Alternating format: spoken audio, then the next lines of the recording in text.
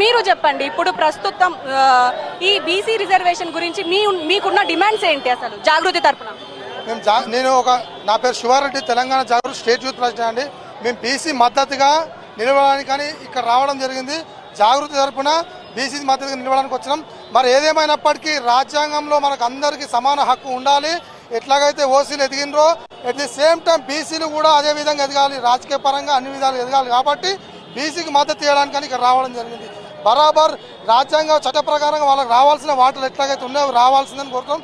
దానికి ఎట్లాగైతే రాజ్యాంగ చట్ట ప్రకారంగా ఉన్నాయో రూల్స్ ప్రకారంగా బీజేపీ మరియు కాంగ్రెస్ పార్టీలు రెండు కూడా తక్షణమే వాళ్లకు బీసీలకు రావాల్సిన 42% అమలు చేయాలని చెప్పి సందర్భంగా తెలియజేస్తుంది. 42% ఏదైతే ఉందో ఇటు సుప్రీంకోర్టులో ఎప్పటి నుంచో ఉన్న ఆదేశాలు అంటే 50% మించకూడదు రిజర్వేషన్లు అని.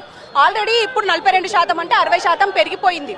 దాని గురించి ఏమంటారు అంటే ఖచ్చితంగా ఈ 42% ఉండాలి అంటారా, ఇంకేమైనా తగ్గించి ముందుకెళ్తే బెటర్ అంటారా? ఎందుకంటే ఇప్పటికే మనం చూస్తూనే ఉన్నాము, ఇటు హైకోర్టులో స్టే ఇచ్చారు, ఇటు సుప్రీంకోర్టులో కూడా అదే కొనసాగించాలి అంటున్నారు. బీసీలకు లెక్క ప్రకారంగా రావాల్సింది 50% పైచిలుకున్నారు వాళ్ళు, కానీ వాళ్ళు అడిగింది 42% మాత్రమే. వాళ్ళు న్యాయపరంగా అడుగుతున్నారు కదా. ఇవ్వడానికి మరి ఏదైతే కామారెడ్డి డిక్లరేషన్ ఎందుకు ఇచ్చారు, మరి హామీ 42% హామీ ఎందుకు ఇవ్వాలి? అట్లాంటప్పుడు ఆశ పెట్టి ఆ రోజు ఎలక్షన్లో గద్దెనెక్కి ఈరోజు మళ్ళీ ఎట్లా వస్తా అని చెప్పి ఒక అగ్రవర్గ నాయకులతో కేసు వేయించి మళ్ళీ ఆపే ప్రయత్నాలు ఎందుకు చేస్తారు? నువ్వు విజయాలనే ఆలోచన లేకపోతే ఆ రోజు ఎందుకు చెప్పాలి? కాబట్టి ఇస్తా అన్నటువంటిది ఏదైతే హామీ ఉందో వెంటనే నెరవేర్చాల్సి. దానికి మద్దతుగా నేను ఒక రెడ్డి బిడ్డని తెలంగాణ రెడ్డిగా నేను చెప్తున్నాను. బరాబర్ వాళ్ళకి 42% ఇవ్వాలని చెప్పి సందర్భంగా వాళ్ళకి డిమాండ్ చేస్తున్నాం.